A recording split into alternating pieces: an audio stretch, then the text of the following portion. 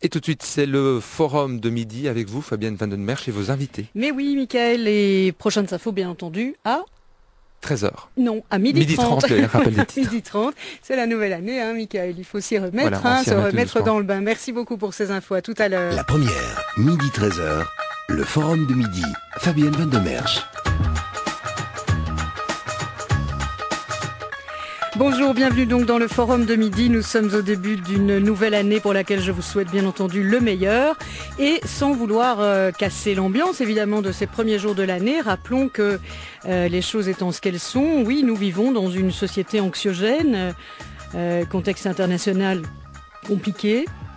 La situation socio-économique inquiétante, difficile, cruelle pour un certain nombre d'entre nous. Et donc, arriver la bouche en cœur en ce 5 janvier avec une émission sur le bonheur, ça peut surprendre. C'est vrai, la Belgique n'est pas le Bhoutan, ce pays où règne le BNB, le bonheur national brut. Chaque décision est envisagée par le prisme de sa contribution au bonheur de la population. Mais donc, voilà, que dire du bonheur des Belges? Quelles sont les pistes pour trouver le bonheur? C'est la question posée en une du Vif auquel nous nous associons aujourd'hui.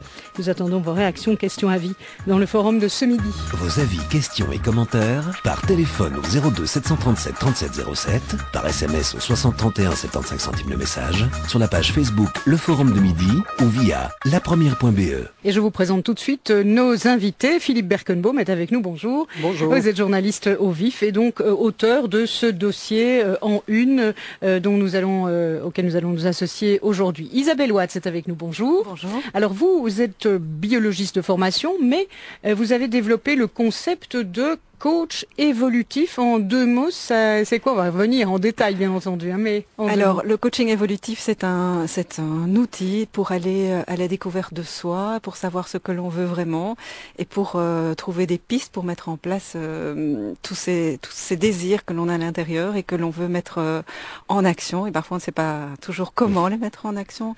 Et grâce à des questions puissantes, à une écoute bienveillante, on peut trouver ce qui est juste et mettre tout ça en place dans notre vie. Raphaël Copis est avec nous également. Bonjour. Bonjour. Vous êtes directeur des ressources humaines chez AG Assurance. Donc, et au mois de décembre, ont été publiés les résultats d'une grande enquête que vous aviez demandé à un institut donc de sondage, un institut d'enquête sur le bonheur des Belges justement, ce qui était le baromètre, les critères sur lesquels ils se disaient heureux, pas heureux, avoir du bonheur. Alors heureux et bonheur, c'est la même chose d'abord? Oui, je peux considérer que c'est la même chose, oui. L'un tend vers l'autre, oui. Mm-hmm. Alors, cet échantillon qui avait été choisi pour cette enquête, environ 2000 personnes, on leur a demandé leur sentiment de bonheur. La moyenne est plutôt bonne en réalité. La moyenne est plutôt bonne, hein, puisque avec un score de 6,7 sur une échelle de 10, on peut considérer que tout ne va pas si mal finalement, et qu'il y a 2 Belges sur 3 qui se disent heureux, voire même très heureux. Et ajoutons à cela aussi que quand on leur pose la question à savoir s'ils imaginent, s'ils voient l'avenir, de quelle manière ils le voient, eh bien ils le perçoivent aussi de manière très positive, puisque 3 Belges sur 4 pensent que ça va être encore mieux dans l'avenir. En fait, alors est-ce que c'est un espoir, est-ce que c'est une certitude? À voir. On va en reparler également. Et puis invité également, bonjour Paul Dujardin. Bon. Bonjour. Vous êtes directeur général du Palais des Beaux-Arts de Bruxelles et en fait, quand il y a eu, l'ONU avait décidé de consacrer, en tout cas de proclamer la journée du 20 mars pour toujours, journée du bonheur, et vous étiez associé au Palais des Beaux-Arts à cette initiative et à cette proclamation. Pourquoi? D'abord, je pense qu'au niveau universel, je pense que si on veut avoir une Europe meilleure, on doit aussi voir que ce bonheur que nous partageons et où la Belgique, je pense, est une référence, parce que quand on entend l'étude, je pense que le XXe siècle était pour la Belgique une référence, je pense, une forme de démocratie, et qui ont fait que les gens, par le système de sécurité sociale inclusif, hein, d'études, etc., de qualité de formation, on a un pays qui est exceptionnellement dans un système attractif, etc. Et si on veut le partager avec d'autres, dans le grand thème éthique de l'avenir, c'est les grands problèmes de migration, d'immigration. Et si on veut accueillir d'autres personnes chez nous, ce sera un des grands défis. Et deux, je peux quand même dire qu'Herman Van Rompuy, en tant que président du Conseil, a remis ce livre à sa première année, nouvelle année, il y a 5 ans, à tous les chefs d'État ce livre sur le bonheur qu'il avait voulu partager avec tous les chefs d'État au niveau mondial. C'est-à-dire que je pense que c'est un thème qui nous est très proche, certainement pour nous, les Belges aussi. Alors, on le disait il y a un instant dans l'enquête, la perspective que cela ira mieux demain, c'est une chose qui ressort assez fort, et on est un peu étonné parce qu'évidemment on a le sentiment que justement il y a une forme de chape pour le moment sur la société, et qu'on a des raisons justement d'être plus inquiet, Philippe Berkenbaum. On constate en tout cas que c'est ce qu'on entend dire à longueur de journée, c'est que on est dans une société où les gens sont stressés, où il n'y a jamais eu autant de burn-out, où les situations, où il y a du chômage, où les situations individuelles et collectives sont difficiles sur le plan économique, social. On peut au moins se réjouir du fait que sur le plan de la santé, les choses évoluent plutôt favorablement chez nous, dans nos pays. Alors, on est en train, on peut avoir l'espoir qu'on sort d'une crise économique, ça c'est quand même le premier déterminant, parce que les gens sont touchés dans leur vie de tous les jours par les difficultés auxquelles ils sont confrontés. Ceci peut peut-être expliquer en partie le fait que les gens montrent un certain optimisme en disant que ça ira mieux demain, mais c'était quand même assez frappant de constater dans l'enquête effectivement faite par les âgés qu'il y avait une majorité de Belges qui se disaient tout simplement heureux, et ça contredit un petit peu l'impression qu'on a de cette société effectivement anxiogène où tout le monde voudrait sortir des difficultés auxquelles il est confronté. Alors on va y revenir bien entendu en détail, mais nous avons déjà reçu des messages sur notre répondeur, aussi plusieurs auditeurs qui attendent pour passer en direct. Je vous propose d'écouter un premier message et on le commente juste après. Oui, si pour la majorité d'entre nous, le bonheur n'est qu'une vue de l'esprit, il n'en reste-t-il pas moins qu'aujourd'hui, en ces temps de crise économique très troublée, le bonheur, tout court, n'est-il pas celui qui consiste tout simplement à avoir un toit, se chauffer, se nourrir, s'éduquer, se soigner, par le biais évidemment d'un travail dignement rémunéré qui permet à tout un chacun la possibilité de porter le titre d'être humain. Bonne année à tous. Alors voilà un premier commentaire sur notre répondeur. Votre réaction, Isabelle Watts? Et je pense que le bonheur, c'est quelque chose qui nécessite de la conscience. Et en effet, c'est prendre conscience de ce qu'on a déjà. Et c'est peut-être ça ce qui se passe ici dans notre pays. C'est que si on interroge individuellement les gens, beaucoup de personnes vont se rendre compte de la chance qu'ils ont. Mais malheureusement, bon, j'ai quand même le petit bémol, c'est que beaucoup se disent aussi oui, mais je suis un peu capricieuse, ou je voudrais être plus heureux. Je voudrais réaliser d'autres choses que mon métro boulot dodo, mon train-train quotidien. Et c'est souvent dans des causes, dans des actions qui ont du sens, comme on en parlait avec Philippe, être dans l'altruisme, dans la générosité, avoir des projets passion aussi qui vont augmenter la sensation de bonheur à l'intérieur.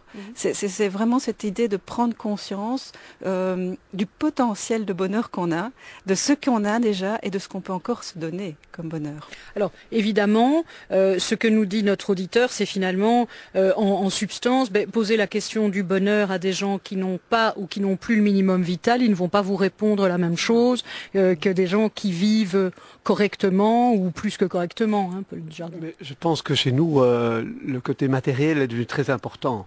J'aime beaucoup la publicité de la Golf. 40 ans de Golf, 5 générations. Finalement, on se déplace toujours, mais on veut avoir une voiture de luxe. Je pense qu'il y a la réalisation de soi-même et l'appartenance qui est assez fondamentale, d'aller au-delà de ce qui est ce côté matériel. Et je pense qu'effectivement, il y a un vrai grand problème de perception. La perception d'un problème mondial, parce que nos enfants, c'était plus facile. Moi, j'ai 50 ans, je ne suis pas la génération Erasme.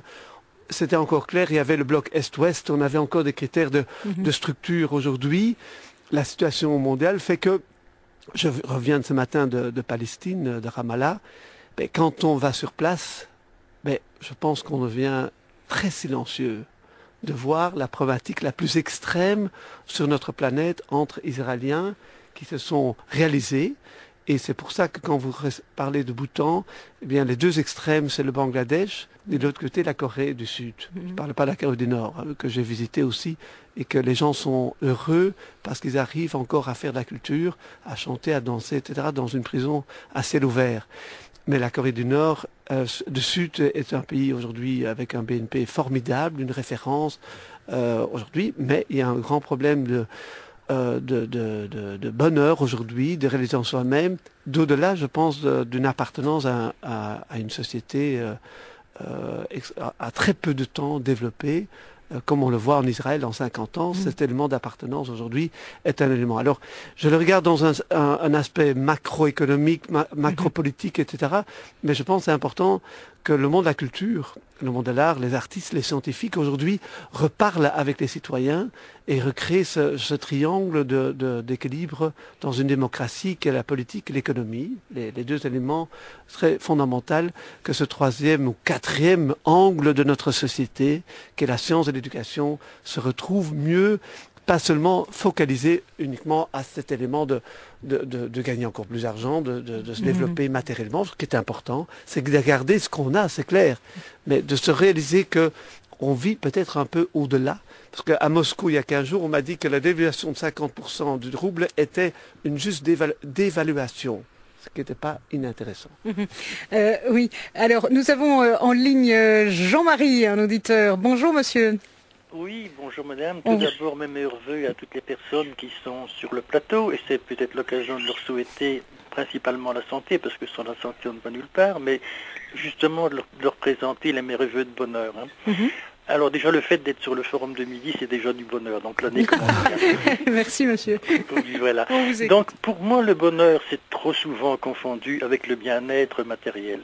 On pense que parce qu'on est riche, on peut partir en vacances 2 fois par an, on a une belle voiture, une belle propriété, et ainsi de suite, que l'on doit être heureux. Mais c'est complètement ridicule, parce que pour d'aucuns, dès le moment où on part de ce principe-là, qu'on a du bonheur parce qu'on possède, ça revient à dire, malheureusement, si dans la vie je ne possède pas, donc je dois être malheureux. Pourtant c'est faux. Il suffit de regarder autour de nous, il y a des gens qui ne possèdent rien, regardons un SDF, et ces gens respirent la joie. Alors moi je me pose simplement une question, et je la pose sur le plateau. Le bonheur ne serait-il pas qu'une simple vue de l'esprit, bien plus abstraite et complexe que nous le croyons? Et je crois que la solution du bonheur, c'est pas difficile, c'est de mettre les petits bouts de bonnes choses que l'on rencontre tous les jours, bout à bout, et on doit être heureux. Et surtout, un seul conseil que moi je pense que ce qui est vraiment véritable, vivons l'instant présent. Ce qui est passé, on ne le récupérera pas. Ce qui va venir, on ne l'aura peut-être jamais. Et le seul bonheur, c'est le bonheur de l'instant présent. Je vous remercie monsieur pour cette intervention. Alors nous allons évidemment avec nos invités et avec nos auditeurs et internautes répondre à cette réflexion que vous nous soumettez. Et si vous voulez bien, ce sera juste après ceci. Vos avis, questions et commentaires sur la page Facebook Le Forum de Midi ou par téléphone au 02 737 3707. La première présente le nouveau guide culturel de Bruxelles. Festival, exposition, concerts, spectacles. Le guide culturel 2015 donne en avant-première l'agenda de tous les événements et toutes les bonnes adresses. Un ouvrage pratique et original, un cadeau idéal, édité par la Fondation pour les Arts. Avec la région de Bruxelles-Capitale et Visit Brussels. Chez Krefel, profitez toute l'année de la garantie des prix les plus bas. Alors imaginez tout ça avec en plus des soldes imbattables. Krefel, les meilleurs prix. Service compris. City 2. Wow. Et encore plus waouh pendant les soldes. Wow. Venez faire des affaires sensationnelles. Et pendant ce temps, vos enfants aussi font waouh grâce aux super ateliers créatifs tous les samedis de 11h à 18h. City 2 rend tout le monde heureux. City 2. Wow. Prenez la ville du bon côté. Je m'appelle Bienvenue, je suis béninois. Mon papa a appris pour sortir le légume de la terre, même s'il ne pleut pas. Et c'est magique. Chaque année, Île de Paix forme et accompagne des centaines d'agriculteurs afin d'améliorer leur sécurité alimentaire et leurs revenus. Sans vous, nous ne pourrions pas aider les populations des pays du Sud à se développer de manière durable et autonome. Ce week-end, soutenez leur projet d'avenir en achetant les modules Île de Paix. Jusqu'à 13h sur la première. Le Forum de Midi. Le Forum de midi avec Fabienne Van de Merch. Nous parlons du bonheur aujourd'hui avec Isabelle Watts qui est directrice de Créa Coach. C'est un concept de coaching évolutif dont on a déjà parlé très rapidement tout à l'heure. Philippe Berkenbaum qui est journaliste au vif et auteur de ce dossier sur les pistes pour accéder, pour trouver le bonheur. Raphaël Copis, directeur des ressources humaines chez AG. Et nous parlons avec vous évidemment du baromètre du bonheur. C'était une grande enquête. Et Paul Dujardin, directeur général du Palais des Beaux-Arts de Bruxelles. Alors, on a entendu notre auditeur Jean-Marie qui disait tout à l'heure, attention, le bonheur ne doit pas être confondu, et il l'est souvent, nous dit-il, avec le bien-être matériel. D'accord avec ça, Raphaël Copis, dans l'enquête, ça revient parfois ?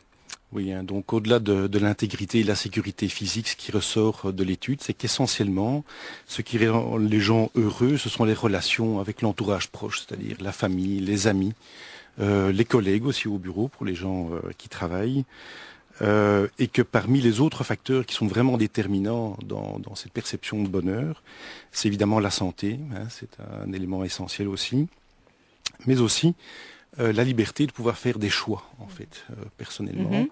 Et ce qui ressort en 4e position, c'est l'aspect matériel, c'est la situation financière. Mais est-ce que le bonheur est confondu avec le bien-être matériel ? C'est ça que nous disait Jean-Marie. Est-ce que vous avez eu ce sentiment ? Est-ce qu'il y avait des gens qui faisaient le lien direct, qui mettaient ça en premier lieu, qui était comme si c'était la valeur première du bonheur, c'est l'assurance d'un bien-être matériel, Philippe Berkenbaum ? On a tendance parfois à réduire justement cette idée de bonheur au bien-être matériel. Et le bien-être matériel fait probablement partie du bonheur. On le voit dans nos sociétés quand effectivement c'est une dimension, mais c'est certainement pas la seule. Et ce qui ressort de toutes les études, celle-là et d'autres, monsieur le disait en parlant notamment des relations avec les proches, il y a la dimension du sens aussi. Il y a une dimension non pas matérielle mais plus spirituelle. Et dans le sens, on peut mettre beaucoup de choses. Le sens, ce sont les relations interpersonnelles, les relations avec les autres, l'amour, l'amitié, etc.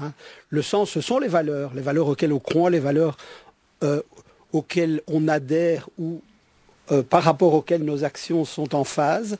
Ce sont aussi les actions qu'on pose. Quand on a des gestes solidaires, quand on soutient des causes, quand on s'associe à des causes comme le fait par exemple Monsieur Dujardin à travers le bel instrument qu'est Beaux-Arts, ça donne du sens à la vie et on constate, ce sont les experts qui le disent à travers les études qu'ils font, que les gens qui accèdent au bonheur sont ceux qui ont trouvé ou qui parviennent à atteindre une certaine dimension de sens dans leur existence.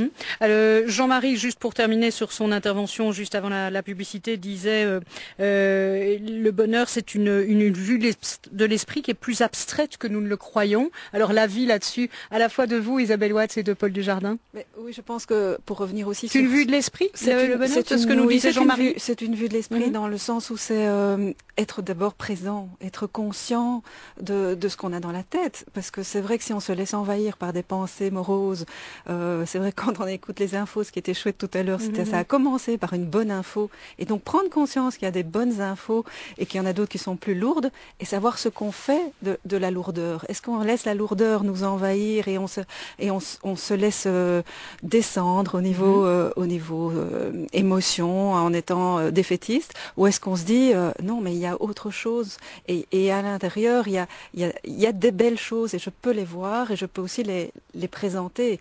C'est ça aussi dans des discussions, on peut choisir de rester dans des discussions où on voit tout ce qui ne va pas, ou choisir de parler de ce qui va bien. Paul Dujardin, sur cet élément-là, et puis nous avons en ligne Éric de Beuclard.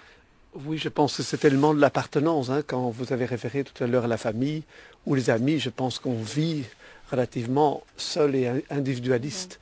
Et c'est cet élément de partage qui est très important pour se réaliser, appartenir dans l'aspect interaction fondamentalement. Et je pense que l'élément matériel est aussi, je pense, important dans le sens, aujourd'hui, on a donné le premier prix européen à un théâtre qui est venu dans la rue à Rome parce qu'on allait privatiser l'eau. Eh bien, les aspects de base, pour moi, c'est l'air, l'eau, la nourriture. La qualité de la nourriture, aujourd'hui, est un élément fondamental vers toutes les grandes maladies qu'on a aujourd'hui. C'est-à-dire, quelque part, on doit les transmettre dans le bon sens de la base d'être heureux. Quand on a aujourd'hui une nourriture saine, c'est un air qu'on peut respirer, c'est des éléments qui sont finalement là autour de nous, mais qu'on doit aujourd'hui protéger. C'est des choses extrêmement simples la vie. Le fait, oui, qu'on a ça, parce oui, que le ça. fait, Oui. on l'a, c'est tellement évident. Je pense qu'il y a cette reprendre notion, conscience de ça. On va en reparler parce que l'exemple que vous donnez, Paul Dujardin, avec cette intervention du théâtre pour une cause citoyenne, finalement, on revient évidemment à l'élément de la cohabitation et de la cohésion qui doit être renouvelée, voilà, absolument, entre la culture et le monde de la culture et les citoyens. Mais nous avons par téléphone Éric de Beuquelard. Bonjour. Oui, bonjour et meilleurs vœux à tous. Merci, vous également. Alors je rappelle, vous êtes doyen de Liège Rive Gauche. Vous avez dit dans le dossier que vous consacre Philippe Berkenboef, le bonheur, c'est comme la queue d'une comète, il faut regarder en arrière pour se rendre compte de sa présence. Mmh. Oui, je pense que ça peut être un peu anxiogène, un peu angoissant si tous les matins, en me réveillant, en me regardant devant la glace, je me dis, est-ce que je suis heureux maintenant ? Comme si c'était quelque chose qu'on saisit, qu'on calcule. Je crois que de fait, le sentiment du bonheur, c'est plutôt quand on fait le point devant son miroir éventuellement en disant, bon, ben, quand je regarde ma vie telle qu'elle est, globalement, tout n'est certainement pas parfait, il y a beaucoup de choses en moi-même ou autour de moi qui peuvent s'améliorer, mais est-ce que je sens que ma vie a une profondeur, un sens, une assise? Est-ce que je me sens vraiment installé dans mes souliers? Est-ce que ma vie est vraiment la mienne? Et là, si on peut répondre globalement oui, je crois qu'on peut dire oui, je suis heureux, mais c'est plutôt de fait comme la queue de la comète. Je crois qu'il faut vivre, il faut assumer la vie avec ses joies, ses peines, ses épreuves, et en même temps, je crois que Philippe Berkenboef vient de le résumer bien justement.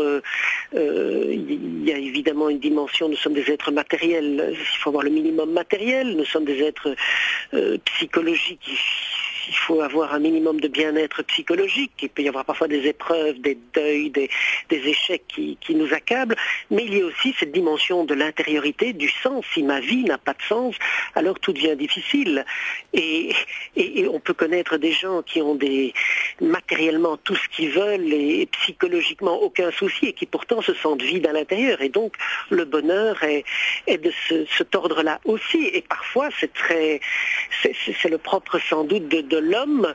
On rencontre au contraire des gens qui n'ont parfois même pas le minimum, mais qui vivent de terribles épreuves et qui pourtant sont remplis de l'intérieur. Et ça, c'est de cet ordre-là, je pense. Oui.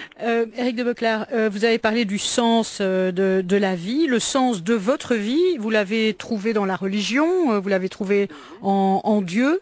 C'est ce qui vous apporte le bonheur aujourd'hui ? Oui, c'est-à-dire que nous sommes des êtres de relation, relation à nous-mêmes, relation aux autres et relation à ce qu'on appelle l'infini, le mystère. Chacun donnera le nom qu'il veut. Moi, c'est vrai que j'ai eu cette chance, c'est une expérience spirituelle de faire une rencontre spirituelle avec celui que nous nommons Dieu, que nous nommons dans la tradition chrétienne le Christ, et que c'est une rencontre qui vraiment remplit ma vie de sens. C'est pas pour ça que je flotte tous les jours sur un nuage et que je suis devenu un petit ange. Ceux qui me connaissent savent bien que ce n'est pas le cas, mais ça remplit ma vie oui, ça me donne une meilleure relation à moi-même, aux autres et puis à celui que j'appelle Dieu. Mais une fois de plus, je connais des personnes qui sont agnostiques ou athées qui arrivent à vivre cela d'une manière tout aussi belle et riche, et je crois que chacun a son chemin. On n'est pas là pour comparer, et de toute façon, si Dieu existe, et je pense qu'il existe, il nous laisse libres, et donc chacun a un chemin de liberté. Je crois que c'est très important, et on peut avoir des gens qui sont très religieux et très malheureux, parce que pour eux, Dieu est un refuge, c'est quelque chose qui les empêche de se déployer, comme on peut avoir des gens qui sont agnostiques ou athées, qui sont très malheureux.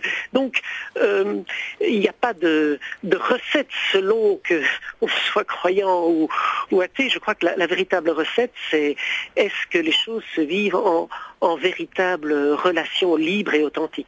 Je vous remercie d'avoir été avec nous, Éric de Beuquelaar, et merci pour cette réflexion. Nous allons entendre les informations, bien entendu. Juste avant, peut-être cette réflexion de Françoise sur Facebook qui nous dit il n'existe pas un bonheur, mais de multiples petits bonheurs, et l'argent ne fait sûrement pas le bonheur, mais quand on doit lutter pour le minimum nécessaire, reste-t-il du temps pour penser au bonheur? Nous commenterons évidemment cette réflexion juste après les informations. Vos avis, questions et commentaires par SMS au 60 31 75 centimes le message ou sur lapremière.be. Je t'assure, on est sortis ensemble ce week-end, c'était de la folie. C'est bien simple, les gens ne regardaient qu'elle. Qui, ta nouvelle copine? Non, ma nouvelle Fabia. Elle est tellement moderne et design. Enfin, ta nouvelle copine aussi, elle est design. En janvier, conditions salon irrésistibles chez Skoda. Et pour profiter de la nouvelle Fabia à partir de 9 800 €, ne cherchez pas, c'est chez Skoda. Offre soumise à condition. Il est facile de prendre de bonnes résolutions. À l'Espreia, nous vous aidons à les tenir.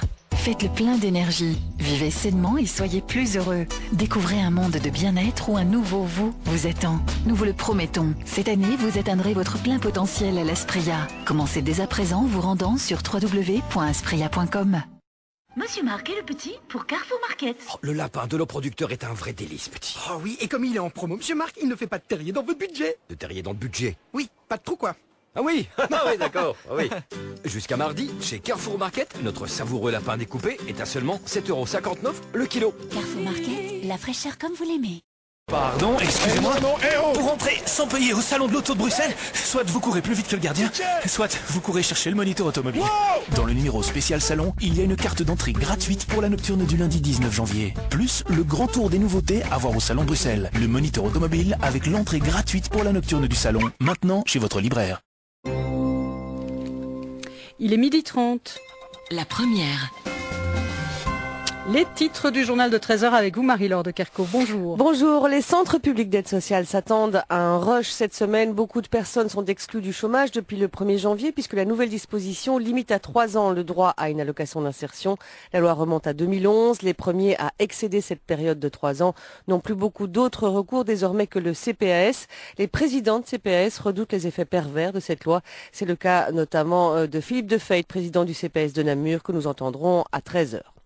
Après la trêve de Noël, le Premier ministre Charles Michel a fait sa rentrée ce matin sur la première. Il a entre autres annoncé la création d'ici la fin du mois du Conseil national de sécurité. C'est un organe prévu dans la déclaration de politique du nouveau gouvernement. Il devrait donc voir le jour dans les semaines qui viennent. Après l'attentat au musée juif, souvenez-vous, le gouvernement a annoncé vouloir faire de la sécurité une priorité. C'est le Premier ministre qui assumera la présidence de ce nouvel organe. Objectif, en faire un point de contact, en clair centraliser les informations des différents services de sécurité et de renseignement du pays. Ce nouveau conseil réunira l'intérieur, la sûreté de l'État, la justice, les services de police, les parquets et l'organe d'analyse de la menace. Dans l'actualité internationale, nous parlerons à 13h de la rentrée médiatique de François Hollande. Lui aussi faisait sa rentrée sur les antennes de France Inter ce matin. Il était l'invité de la radio pendant 2 heures et il a répondu aux questions des Français. Et puis nous évoquerons aussi l'ouverture aux États-Unis du procès de Dzhokhar Tsarnaev. Ce jeune homme de 20 ans est accusé d'être l'auteur des attentats du marathon de Boston. 2 engins explosifs artisanaux avaient explosé à l'arrivée de cette course. Des dizaines de milliers de personnes assistaient à l'événement. Il y avait eu 3 morts et 260 blessés. Les suspects ont vite été retrouvés. Ils étaient 2. L'un des 2 frères a été tué lors de la cavale des 2 suspects. L'autre risque aujourd'hui la peine de mort. Enfin, nous ferons le point sur l'afflux de réfugiés syriens dans les pays voisins et en particulier au Liban qui accueille une grande partie de ces 3 200 000 réfugiés syriens, ce qui met à mal la sécurité et l'économie du pays. Développement donc de tous ces titres à 13h, après la seconde partie de votre forum de midi consacré au bonheur des Belges. À tout à l'heure. Et nous revoici donc avec nos invités, Paul Dujardin, directeur général du Palais des Beaux-Arts, Raphaël Copis, directeur des ressources humaines chez AG à propos du baromètre du bonheur, Philippe Berkenbaum, journaliste au vif, et Isabelle Watts, coach évolutif, on peut vous appeler comme ça, coach évolutif, voilà. Il va falloir s'habituer aussi parce que c'est relativement récent comme tendance, je dirais. Oui. Ouais. C'est vrai qu'il y a dans le coaching plusieurs tendances il y a du coaching opérationnel pour réussir et puis il y a le coaching évolutif, c'est vraiment pour se connaître soi. Et je voulais rajouter par rapport à ce qui s'est dit tout à l'heure que on a le choix entre la peur et l'amour. En fait, souvent, pour moi, l'amour est un des facteurs du bonheur. Quand on est aimé, on se sent beaucoup plus en paix et en état de bonheur que quand on est dans la peur. Et donc, quand on entend toutes ces infos, on se dit, oulala, et si ça m'arrive à moi, et on se compare aux autres. Alors, il y a une partie des gens qui disent, ouf, ça m'arrive pas à moi, et donc je suis moi heureux. Et ça, c'est peut-être ce qui fait que beaucoup de Belges sont quand même heureux pour se dire, ça n'arrive qu'aux autres. Et puis, il y a une partie de soi aussi qui se dit, et moi, je pourrais être quand même plus heureux, et aller chercher plus d'épanouissement, et apprendre à m'aimer aussi avec tout ce que j'ai comme potentiel, et à développer ce potentiel. C'est ça.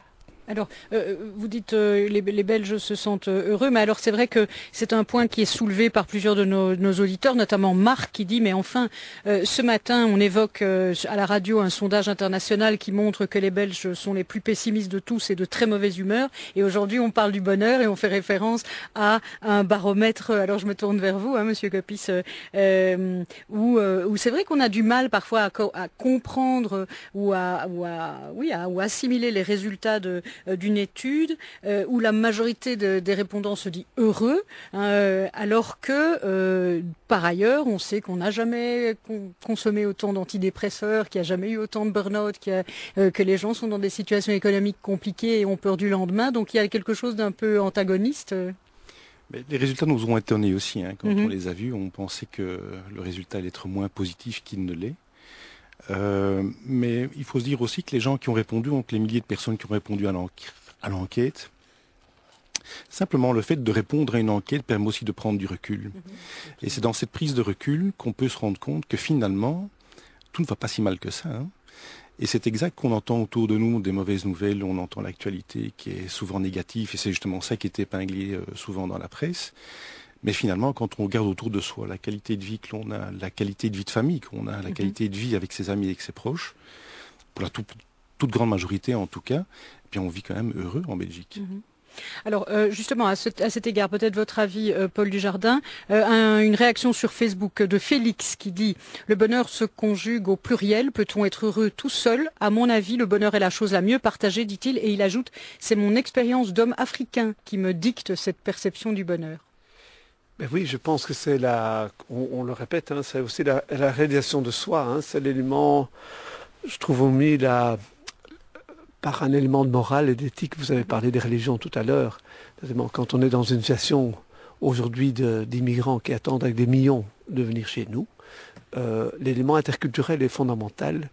Et il est à travers l'enseignement. On a étudié, je le lisais encore dans un journal israélien avant-hier, d'une autre étude, qu'on l'apprend par l'enseignement entre 10 et 14 ans de vivre ensemble. Et ce vivre ensemble est fondamental. Si en Israël aujourd'hui, avec les futures élections, où on ira encore plus vers une société exclusive de l'une et de l'autre, et pas un vivre ensemble avec deux États qui ne fonctionnera pas dans l'avenir, et entendant votre journal juste de 12h30, où l'élément de sécurité crée une confusion sur l'élément de santé et l'emploi. Je pense que c'est important d'avoir un emploi. Si les gens notamment entendent qu'il y a encore des gens qui perdront leur emploi, l'élément de santé est fondamental, la santé physique, mais aussi santé mentale.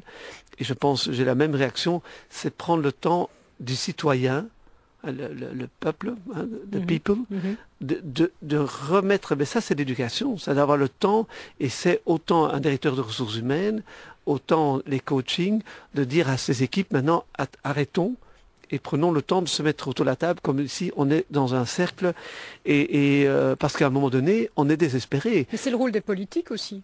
Oui, c'est ce triangle. Quand le triangle d'éducation et comme je disais tout à l'heure, perd, on va vers la dictature. C'est-à-dire on doit prendre le temps de se reparler et de reconnecter le politique avec la société, parce que c'est facile à dire, et on l'entend vraiment, on est une société de classe moyenne. Je pense que c'est la force de la Belgique.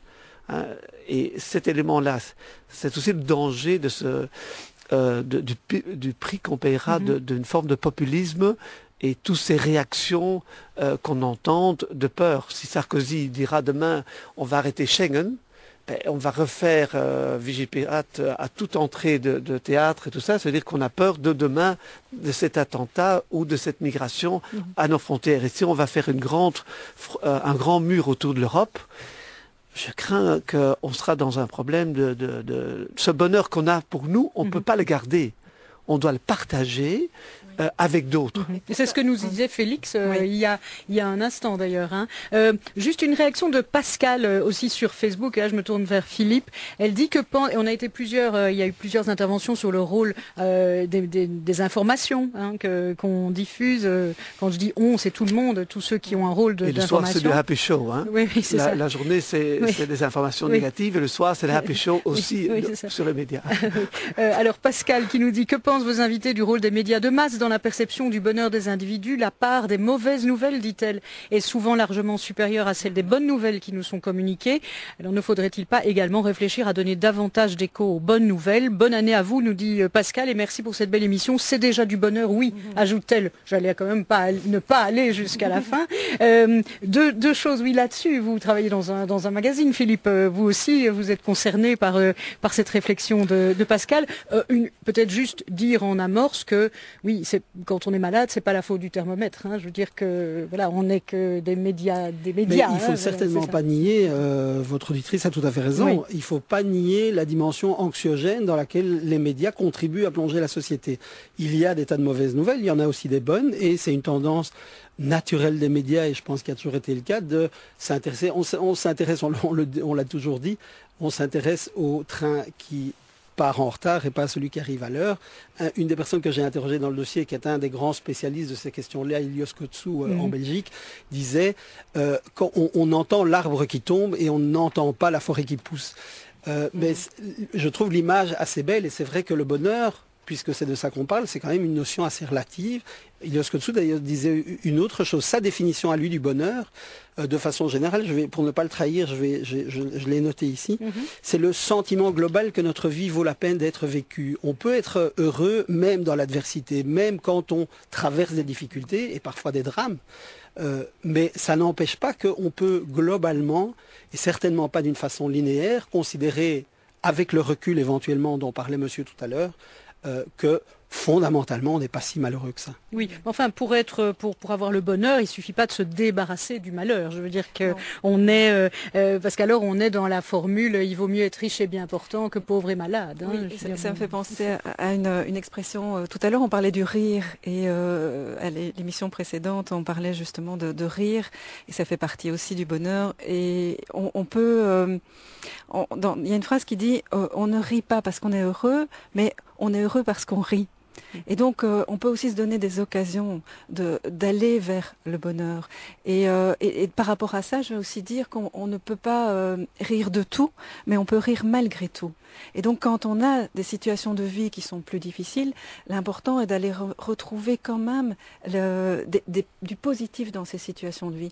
Et quand je vois, j'étais aussi interpellée par les conflits israélo-palestiniens, mais quand je vois passer des informations où on voit que des enfants ont eu des greffes cardiaques qui sont passés d'un endroit à l'autre, ou des médecins israéliens se sont occupés d'un petit Palestinien, ou qu'ils ont fait des chants, des danses entre eux pour rassembler. Je trouve que ces infos-là devraient être données plus souvent, ne fût-ce qu'une fois à chaque journal, une info positive, pour dire bien sûr qu'il y a des choses qui vont pas, mais ce serait tellement bien de dire malgré les conflits, malgré tout ce qui se passe, les tsunamis, les attentats, il y a des gens qui font des ponts et qui font des actes merveilleux, et il faut les mettre en avant, ces actes merveilleux, parce que ça donne de l'espoir et du bonheur. Alors nous avons une auditrice en ligne qui souhaite intervenir, à qui que je remercie d'avoir patienté quelques minutes. C'est Anne-Marie. Bonjour madame.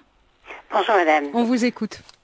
Eh bien, moi, je vous écoutais avec intérêt, mais je me disais que les personnes qui vous entourent doivent certainement être des personnes qui sont pécuniairement aisées. Parce que quand il faut vivre avec le Minimex et que le 15 du mois, le loyer étant payé, on n'a pratiquement plus rien pour vivre, je suis désolée, mais un minimum d'argent qu'on a besoin, et sans ça, le bonheur, ça me semble pas possible.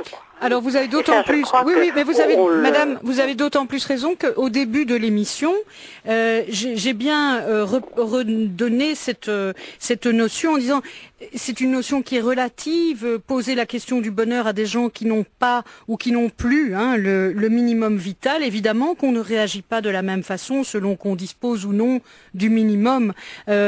Maintenant, toute la réflexion, et vous faites bien de nous remettre dans ce chemin-là, est justement de dire l'adversité et le bonheur ne sont pas nécessairement incompatibles ou antinomiques, même si on a du mal effectivement à le concevoir, et que tout à l'heure un auditeur nous parlait rapidement des SDF en disant voilà, ils n'ont rien mais ils peuvent avoir aussi une joie de vivre. Je demande à voir.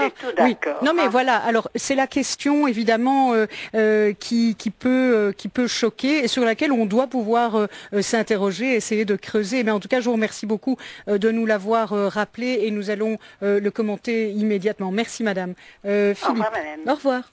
Mais je suis d'accord que c'est un peu une question de luxe, se poser la question du bonheur. Mais on vient de le dire dans la discussion qu'on avait juste avant, c'est aussi s'intéresser aux questions positives et ne pas voir que le négatif, que de se poser cette question et de constater aussi que beaucoup de gens se la posent. Il n'y a qu'à voir les succès de la littérature sur le sujet.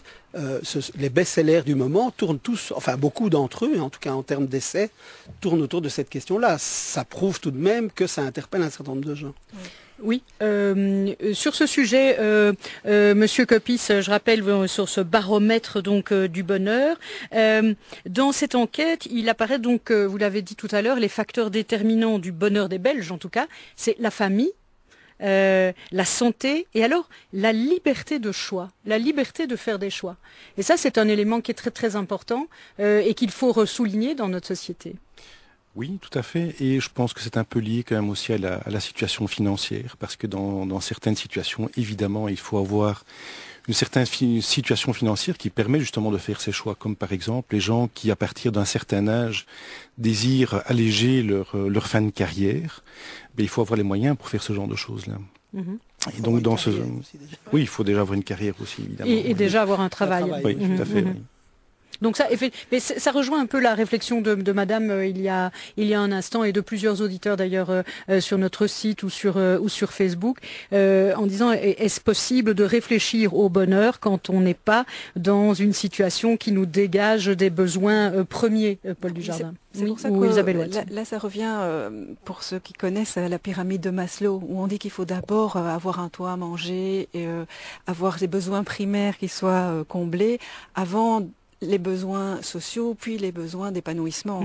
Et donc c'est vrai que c'est une échelle, et quand on a besoin d'avoir à manger, bien on a la chance d'avoir une société qui quand même permet de fournir un minimum vital aux gens dans notre société. Mais malgré tout, ça n'est pas encore assez que pour avoir l'espace de se dire qu'est-ce qui me rendrait quelles sont ma liberté de choix. Là, peut-être ces gens-là n'ont pas encore l'espace pour ça. Par contre, ils ont quand même la possibilité de trouver des instants bonheur dans un quotidien. Ne fût-ce que voir qu'il y a du soleil aujourd'hui, de voir un sourire d'une personne dans le magasin, la boulangère qui dit bonjour avec une attention particulière. Ce sont des instants de bonheur. Et même si les gens n'ont pas énormément de moyens, ils peuvent trouver ces petits moments-là. Et c'est ça qui va faire que la société peut être de plus en plus heureuse. Alors, deux choses à ce propos, et puis je vous donne la parole, Paul Dujardin. Thierry, qui nous dit sur Facebook, justement, il fait allusion à Maslow, et il dit la théorie de Maslow est-elle toujours d'actualité dans cette pyramide où se trouve le bonheur? Et il ajoute le bonheur est aussi une capacité de rêver utopiquement et puis un jour se retrouver à le vivre. Oui. D'accord avec ça, Isabelle Watt? Oui. En tant que coach, c'est ça, c'est ce qu'on fait d'abord, c'est de permettre aux gens de rêver, et puis de voir comment on peut rendre ce rêve réaliste. Mais alors le côté, comme vous venez de le dire, un sourire, un soleil, je me fais l'avocat du diable évidemment, hein, mais le côté n'oublions pas d'être heureux, pour paraphraser un livre assez récent, est-ce que c'est pas un peu béné? Je dirais, est-ce que c'est pas un peu en dehors de la réalité concrète de la vie de tous les jours de quand même une grande partie des gens et du monde et des populations du monde? Peut-être. Le bonheur est un choix. Le bonheur est un choix. Quand on est seul avec soi-même, on a le choix de se laisser, comme je disais, envahir par des pensées de tout ce qui ne va pas, ou de prendre conscience de ce qui va quand même bien. Et donc, et c'est ça que le travail de réapprendre à se connaître, de réapprendre quelles sont nos valeurs, qu'est-ce qu'on aime, qu'est-ce qui nous apporte de la joie. Et je fais une différence entre la joie et le plaisir. C'est vrai qu'avoir un objet rend plaisir, faire un moment de plaisir instantané. La joie, c'est quelque chose qui peut se construire plus profondément, plus intérieurement, par les expériences de vie et tout ce qu'on a pu dépasser aussi dans notre vie. Où on nous dit, bah, voilà, je peux arriver là, je peux être en paix. Et dans ce que j'appelle la gratitude, alors. Alors, une réflexion de Jacques qui dit « Ne serait-il pas plus judicieux de parler de bonheur au pluriel plutôt que de bonheur unique et monolithique ? Si je me sens heureux, nous dit Jacques, ce bonheur doit-il disparaître parce que je suis momentanément malade ou que je perds mon emploi ? Le bonheur serait-il si fragile qu'il disparaîtrait à la moindre contrariété ? Pour moi, c'est avant tout un état d'esprit qui me permet d'apprécier de très petites ou de très grandes choses et qui fait que ma journée va être plus ou moins heureuse. » Paul Dujardin ? Mais revenant à la réaction avant, je pense qu'il y a un élément de certaine morale, dans l'ironie en tout cas d'avoir été confronté qu'on est des gens qui sont mieux rémunérés. Je pense que c'est nous responsables aussi dans nos sociétés de veiller aux inégalités. Inégalités aussi salariales. Je pense que c'est un débat qu'on a eu à travers la crise financière dans laquelle le monde financier a été responsable grandement. Je pense qu'elle a été irresponsable. Elle a regardé à travers la bourse. Je pense que beaucoup d'artistes après mai 68 ont été toujours des gens très responsables. Le monde artistique, individuel. Et souvent on parle du bottom-up et du top-down. Je me rappelle, c'est le centre qui est en train de s'agrandir. C'est pas ce bottom-up ou ce top-down qui est en train de s'agrandir.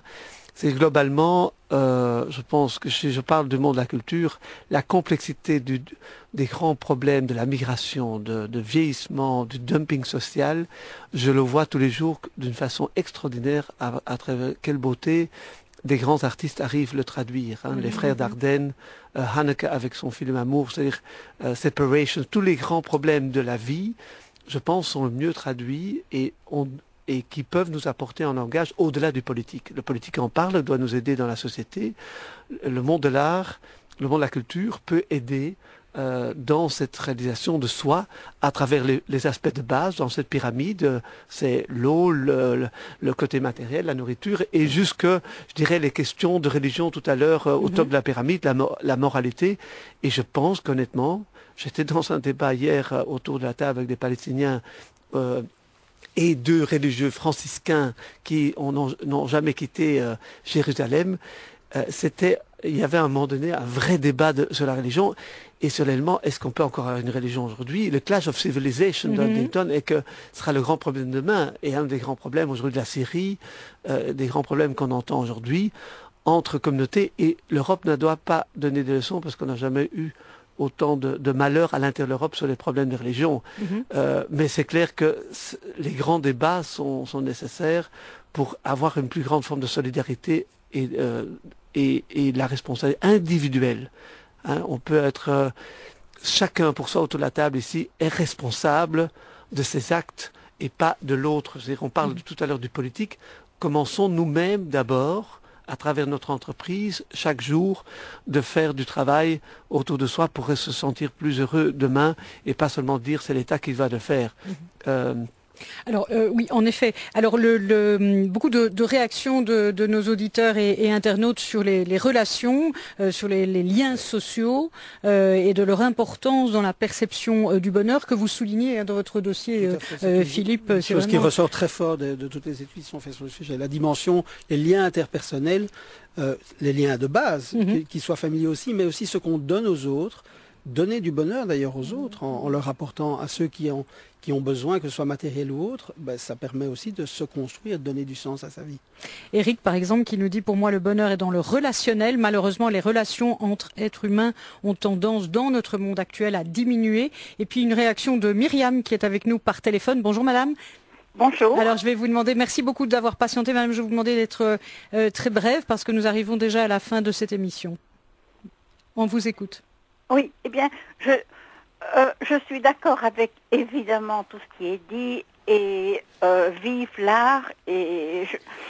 Mais je dis, tous les sens sont en éveil, que ce soit les bonnes émissions, dont les vôtres, tout ce qui est visuel, tout ce qui est artistique.